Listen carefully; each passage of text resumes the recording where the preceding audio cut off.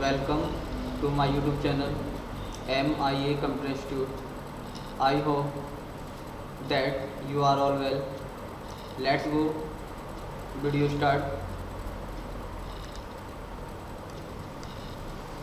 पिछली वीडियो में हमने जाना था होम टैब के बारे में, जिसमें clipboard group, font, alignment, number, style, cells, editing, लगभग 4 वीडियो में हमने इसको कंप्लीट किया था। आज हम स्टार्ट करेंगे इंसर्ट टैब, जिसमें पाइवट टेबल के बारे में, इलस्ट्रेशन ग्रुप, चार्ट्स, लिंक्स और टेक्स्ट, इसका एक ही कंप्लीट वीडियो बनाएंगे। चलिए वीडियो को शुरू करते हैं। देखिए यहाँ पर पहला ऑप्शन है हमारा pivot table. Pivot table work कैसे करता है कि मैंने अभी यहाँ पर कुछ डेटा बना रखा है, जिसमें आप देख पाएंगे सीरियल नंबर मैंने दिया है, प्रोडक्ट, मंथ, यूनिट और सेल्स रुपए। तो जैसे कि सैमसंग हमारा प्रोडक्ट है, अगर हम बात करें कि सैमसंग किस किस महीने में सेल हुआ है हमारा, तो इसमें थोड़ा काउंट करने में हमें समस्या आ जाती है। जैसे सैमसंग हमारा जनवरी में सेल हुआ 5 यूनिट, फिर सैमसंग हमारा फरवरी में यूज हुआ जिससे कि हमने सेल किया था, फिर सैमसंग मार्च में हमने सेल किया है। हम चाहते हैं कि पाइवट के माध्यम से कि जो प्रोडक्ट हमने कब सेल किया है उसकी सारी ही डिटेल एक साथ हमें शो हो जाए। तो इसी का प्रयोग करने के लिए हम यूज़ करते हैं पाइवट टेबल का। तो चलिए इसको कैसे एक्टिव करें। सबसे पहले हम टेबल को सिलेक्ट करके रखेंगे, पाइवट टेबल वाली को। यहाँ पर पाइवट टेबल आ रहा है, यहाँ पर 2 ऑप्शन मिलेंगे, पाइवट टेबल, पाइवट चार्ट। तो सबसे पहले देखते हैं पाइवट टेबल को। इस पर हमने क्लिक किया, बस ओके कर देंगे। ओके करने के बाद में राइट साइड में मेरा एक टास्क पैन ओपन हो जाएगा, जिसमें लिखा हुआ है पाइवट टेबल फील्ड लिस्ट। तो यहाँ पर serial number, product, month, unit, sales रुपए, तो हम इनको बारी बारी से चेक कर देंगे। अभी हमने प्रोडक्ट को चेक किया तो आप देख पाएंगे यहाँ पे मेरा प्रोडक्ट शो होने लगा है, मंथ, यूनिट और सेल्स रुपए। अब देखिए, अब हमें पता करना है कि सैमसंग में हमारा कितना फ़ोन सेल हुआ था और कितने रुपए का सेल हुआ था। तो यहाँ पर शो हो रहा है सैमसंग का 16 क्वांटिटी मेरी सेल हो चुकी हैं। कब जनवरी में, फरवरी में, मार्च में। अगर हम आपको शीट 1 पर लेकर के जाएं तब देखिए आपको खुद से काउंट करना पड़ेगा। सैमसंग का जनवरी में सेल हुआ 5, फिर सैमसंग का फरवरी में 6 और 5 11। इस तरीके से आप काउंट करोगे तो बड़ा समय लग जाएगा। जबकि पाइवट टेबल का समाधान है कि एक ही बार में आपको काउंट करके बताएगा कौन सा प्रोडक्ट कितनी क्वांटिटी के साथ में कितने रुपए का सेल हुआ है। जैसे एग्जाम्पल नंबर 2, जैसे नोकिया का जो क्वांटिटी है वो 7 है टोटल। जनवरी में 2, फरवरी में 5 और 2 7, देखिए लिख के आ रहा है नोकिया 7। तो ये 80,000 रुपये का सेल हुआ है हमारा। तो ये था हमारा पाइवट टेबल। आगे हमारा इसमें पाइवट चार्ट। तो शीट को कर देते हैं हम डिलीट। तो शीट को डिलीट करने के लिए शीट 4 पर आएंगे, माउस को राइट क्लिक करेंगे और शीट को डिलीट कर देंगे। ये शीट बन गई, फिर से हमें डेटा वापस मिल गया। फिर से इसको सिलेक्ट करके रखेंगे। आगे आ रहा है पाइवट चार्ट, इस पर क्लिक करेंगे और ओके करेंगे। यहाँ से इसको क्लोज कर दिया और इसको यहाँ से बारी बारी से चेक कर देंगे। देखिए ये हमारा चार्ट बन गया, पाइवट चार्ट। जैसे हमें मालूम करना है नोकिया का फ़ोन कब सेल हुआ, तो यहाँ पर ध्यान से देखिए, नोकिया जहाँ लिखा हुआ है इसके ऊपर एक जनवरी आ रहा है और एक फरवरी आ रहा है। तो जो फरवरी में सेल हुआ है आप देखिए 40,000 से ऊपर है और 60,000 से नीचे है, ये देखा। तो यहाँ पर हम प्रॉपर आइडिया नहीं लगा सकते। तो प्रॉपर जानने के लिए माउस को इसके ऊपर लाके हमें कुछ देर रोकना होगा और वैल्यू शो हो जाएगी 58,000। इस तरह से आप किसी का भी डेटा फाइंड कर सकते हो। जैसे सैमसंग का फरवरी में कितने का सेल हुआ, माउस को रखिए यहाँ पे 67,000, और जबकि 60,000 से मेरी रेखा क्रॉस कर रही है ऊपर, ठीक है। तो इस तरह से हम पाइवट टेबल चार्ट का प्रयोग कर सकते हैं। चलिए इसको भी डिलीट कर देते हैं। आगे आ रहा है हमारा टेबल। टेबल का यूज करने से पहले जहाँ पर यह चार्ट्स आ रहा है, बस इसको कॉलम को और समझ लेते हैं। जैसे हमने इस पर क्लिक किया तो देखिए चार्ट के माध्यम से आपको समझाने की कोशिश कर रहा है, बट ये सिंबल वाला चार्ट है हमारा, ये पाइवट टेबल वाला नहीं है। तो इसका भी काम कुछ ऐसे ही है जैसे भी हमने किया था उसमें पाइवट चार्ट में। जैसे सैमसंग का फ़ोन कब सेल हुआ, फरवरी में, तो देखिए 60,000 से रेखा क्रॉस कर रहा है और लिख कर के आ रहा है 67,000, ठीक है। उसमें क्या होता है, हमें चेक करना होता है, जिसको चेक करो, जैसे सीरियल को, प्रोडक्ट को, मंथ को। इसमें तो चेक अनचेक करने का झंझट ही नहीं है, बस इतना फ़र्क है हमारा इसमें चार्ट में, ठीक है। बाकी जो आ रहा है लाइन, पाई, बार, एरिया, तो ये भी हमारा चार्ट समझने के लिए होता है, लेकिन हमें जो बेस्ट समझ में आता है वो कॉलम ही आता है, इसलिए हम इसकी बात नहीं करेंगे। चलिए इसको डिलीट कर देते हैं। आगे हमारा टेबल, तो टेबल का प्रयोग कैसे करेंगे, जैसे कुछ एरियाज मैंने सेलेक्ट किया, टेबल पे क्लिक किया, ओके कर देंगे और देखिए यहाँ पर इतने एरिया में मेरा टेबल फिल्टर के साथ में शो हो जाएगा। यहाँ पर आप कुछ भी लिख सकते हो, अगर आपको इस तरह की कोई नीड है तो आप आसानी से इसमें काम कर सकते हैं। आगे picture, clip art, shape, smart art, वैसे तो हम इसकी बात कर चुके हैं MS वर्ड में, वही सेम टू सेम ऑप्शन है और पिक्चर का वैसे इतना ज़्यादा यूज होता भी नहीं है एक्चुअल में, और कहीं कहीं रिक्वायरमेंट होती है तो हमें करना भी पड़ जाता है। तो चलिए एक एक झलक इस पर डाल लेते हैं जल्दी। शीट नंबर 2 पर आते हैं, पिक्चर पर गए, यहाँ से आपको कौन सा फ़ोटो रखना है, बस ये फ़ोटो ले लीजिए। इसको छोटा भी आप कर सकते हैं, कॉर्नर से पकड़ के छोटा कीजिए फ़ोटो को। तो कॉर्नर से छोटा करने से क्या रहता है, हमारा लंबाई और चौड़ाई दोनों एक साथ हमारा छोटा होता है। ठीक है, यहाँ पर ग्रीन सिंबल आ रहा है, यहाँ से फ़ोटो को रोटेट कर सकते हैं। जब तक हमारा ये सिलेक्ट रहेगा फॉर्मेटिव एक्टिवेट हो जाएगा। भाई ब्राइटनेस कितना कम या ज़्यादा रखना है इसका फ़ोटो का, देखिए आप सेट कर सकते हैं यहाँ से। कंट्रास्ट, रिकलर, चेंज पिक्चर, इसके स्थान पर आपको कोई दूसरा पिक्चर चाहिए, देखिए दूसरा पिक्चर आ जाएगा।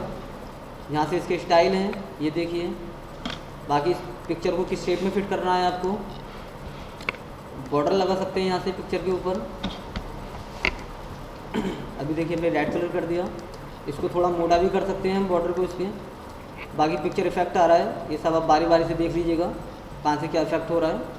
बाकी 3D रोटेशन भी है यहाँ पर, तो खुद से करके देखिएगा। अगर आपने हमारा पहला वीडियो MS वर्ड का नहीं देखा है तो एक्शन को सीखने से पहले ज़रूर आप MS वर्ड का वीडियो देख लीजिएगा, उससे क्या होगा हमारा बहुत जल्द ये आसानी से समझ में आ जाएगा। आगे हमारा क्लिप आर्ट, तो क्लिप आर्ट में क्या होता है, हम ऑनलाइन और ऑफलाइन दोनों तरीके से हम फ़ोटो यहाँ से ले सकते हैं। जैसे कंप्यूटर लिख करके आ रहा है, मैंने वो पर क्लिक किया तो कंप्यूटर से रिलेटेड मेरी सारी पिक्चर्स आ जाएंगी। हमने इस पर क्लिक किया, देखिए वही फॉर्मेटिव आ रहा है, जो ऑप्शन मैंने अभी रिवाइज किया था वही है सेम टू सेम, कुछ इसमें नया नहीं है। ठीक है, इसलिए मैं ज़्यादा इसको डिटेल से नहीं बता रहा हूँ। आगे हमारा शेप्स, तो यहाँ से आपको कोई शेप की आवश्यकता पड़ती है वो आप यहाँ पे शेप ड्रॉ कर सकते हैं, वही फॉर्मेटिव आ जाएगा यहाँ पे। इसके अंदर कौन सा कलर है वो यहाँ से आप कर सकते हैं, आउटलाइन का कलर कर सकते हैं, मोटा करना है तो मोटा हो जाएगा। बाकी हमारा टेक्स्ट पे काम करेगा, चलिए इसको डिलीट कर देते हैं। आगे आ रहा है हमारा स्मार्ट आर्ट, तो इसको भी हमने MS वर्ड में विस्तार से बताया था और मुझे नहीं लगता यहाँ पर इसका यूज हो। अगर आप फिर भी इसका यूज़ करना चाहते हैं तो फिर मैं आपसे बोल रहा हूँ कि MS वर्ड में जाके और इंसर्ट टैब जरूर देख लीजिएगा, ये इलस्ट्रेशन ग्रुप हमारा कंप्लीट हो जाएगा वहाँ पर। ठीक है, आगे हमारा चार्ट्स, मैं इसमें कॉलम का प्रयोग अभी बता चुका हूँ। चलिए लिंक्स देखते हैं, तो लिंक्स कैसे काम करेगा, ये भी MS वर्ड की तरह ही करता है। तो चलिए इसको करके दिखाते हैं। हमने यहाँ पर क्लिक किया तो यहाँ पर बहुत सारी फाइलें हमें मिल जाएंगी, बट आपको बस एक चीज़ का ध्यान देना है कि जिस फाइल को भी आपको ओके करना है तो उस फाइल पर क्लिक करके यहाँ ज़रूर एक बार देख लो कि उस पर लिखा हुआ होना चाहिए .xlsx। तो अभी मुझे फ़ाइल मिल नहीं रही है, चलो मैं देखता हूँ ज़रा बारीकी से, एक्सेल की कोई फ़ाइल मिल जाए। देखिए ये आ रही है माही नाम से, मैंने इस पर क्लिक किया, देखिए लिख रहा है ना यहाँ पे .xlsx। जब तक यहाँ पर मैच ना हो जाए ये नाम, जब तक आपको ओके नहीं करना है, क्योंकि अगर आप किसी दूसरी एक्सटेंशन की फ़ाइल को ओके कर लोगे तो फाइल हमारी खुलेगी नहीं, आपको आगे समस्या आ जाएगी। इसलिए मैंने इस पर रहते हुए ओके कर दिया। अब देखिए यहाँ पर एक लिंक क्रिएट हो गया, मैं माउस को हैंड ओवर करूँगा इस पर, तो यहाँ पर लिंक जो हैंड बन के आ रहा है इसका पहचाने की एक हमारा लिंक है, और हैंड के माध्यम से मतलब माउस से लेफ़्ट क्लिक कर देंगे तो देखिए मेरा माही का फाइल ओपन हो जाएगा। देखिए यहाँ पे टाइटल बारे में नाम देख सकते हैं, माही नाम आ रहा है। ठीक है, चलिए मैं फिर से अपनी वाली फाइल ले लूँगा, तो नीचे आके टास्क बार में और पाइवट टेबल पर क्लिक कर देंगे। ऐसा करने से मेरा वही आ गया है जो मेरा एक्सटेंशन यहाँ से लिया था हाइपरलिंक से। शीट 1 पे मेरा पाइवट टेबल बना हुआ है। चलिए आगे देखते हैं टेक्स्ट बॉक्स कैसे काम करेगा। इस पर क्लिक कर दीजिए, यहाँ पर देखो इस तरह से कुछ आइकन नज़र आ रहा है। अब माउस को सिलेक्ट करके छोड़ दीजिए, तो उसमें क्या होगा, इतने एरिया हमारा प्लेन हो जाएगा और यहाँ पे आप कुछ भी टाइप कर सकते हैं। ठीक है, इस तरह से। चलिए आगे हमारा इंसर्ट टैब में हेडर एंड फुटर, तो अभी शीट 1 पे वापस आ जाते हैं। इधर का एरिया थोड़ा सिलेक्ट कर लेते हैं, सिलेक्ट करके होम में जाके इसको क्लियर फॉर्मेट कर देंगे इस तरह से। और ये फ़िल्टर लगा रह गया हमारा, फ़िल्टर पे क्लिक कर दो, ये भी हट जाएगा। अभी देखिए कॉलम 1 ये आ रहा है मेरा, इसको देखिए मैं डिलीट करने की कोशिश कर रहा हूँ, ये डिलीट नहीं हो रहा है। तो चलिए देखते हैं इसको डिलीट कैसे करें। इसको हटाने के लिए कॉलम 4, कॉलम 5, कॉलम 6, बाकी मैं इसको हटा चुका था अभी पीछे। तो यहाँ पर राइट क्लिक कीजिए, डिलीट टेबल कॉलम्स पे क्लिक कर दीजिए, डिलीट हो जाएगा। या फिर दूसरा तरीका है, डिलीट में जाके डिलीट शीट कॉलम्स पे क्लिक करके आप यहाँ से इसको डिलीट कर सकते हैं। ठीक है, इस तरह से मैंने इसको डिलीट कर दिया। चलिए पहले प्रीव्यू चेक कर लेते हैं इसका। देखिए बनी पेज मेरा शो हो रहा है, ठीक है। अब देखते हैं हेडर एंड फुटर हमारा कैसे काम करेगा। तो हमने इस पर क्लिक किया, अब देखिए यहाँ पर हेडर पूछ रहा है, तो हेडर क्या दे सकते हो आप, जैसे हम एक्सेल में काम कर रहे हैं तो यहाँ पे एक्सेल टाइप कर दीजिए इजीली। और फुटर में क्या देना चाहते हैं,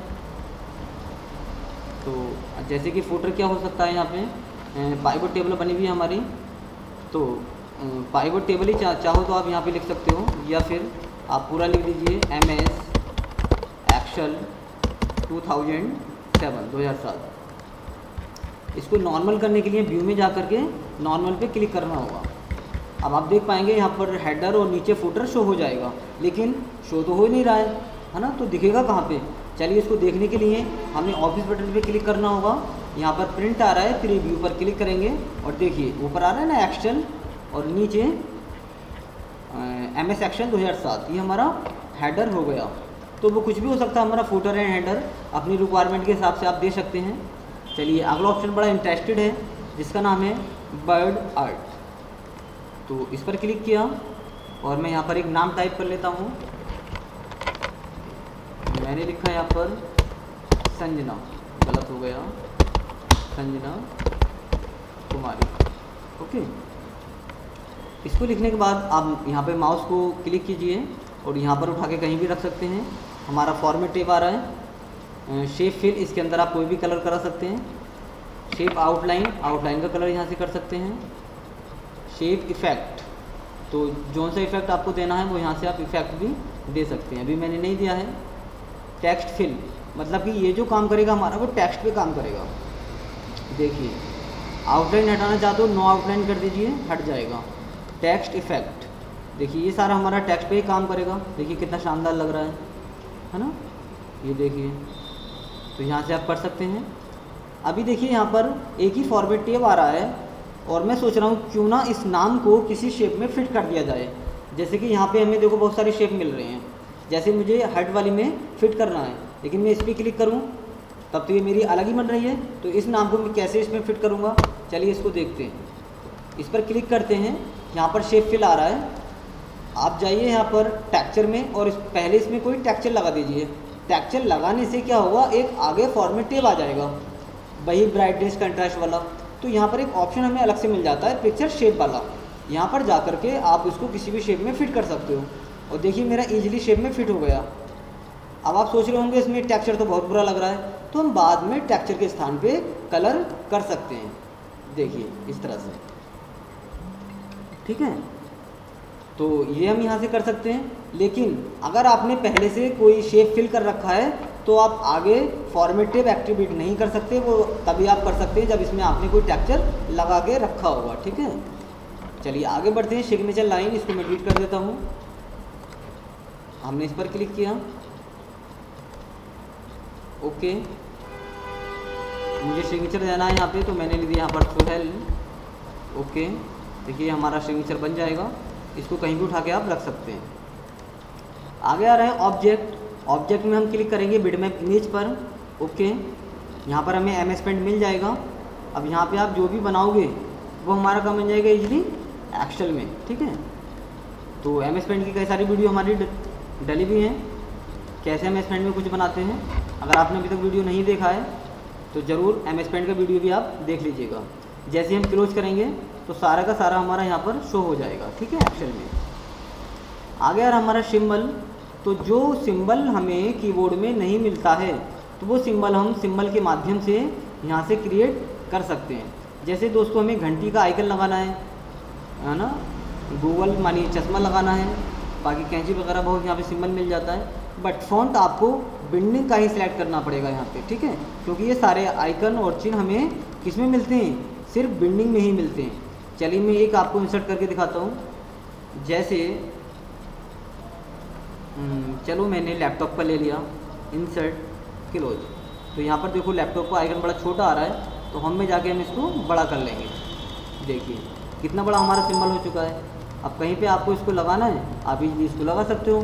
तो बस लगाने के लिए आपको पहले क्लिक करना होगा, और क्लिक करने के बाद में आपको इंसर्ट में और सिंबल में जा कर के इंसर्ट कर देना होगा और हमारा सिंबल आ जाएगा। ठीक है, तो ये था हमारा आज का वीडियो।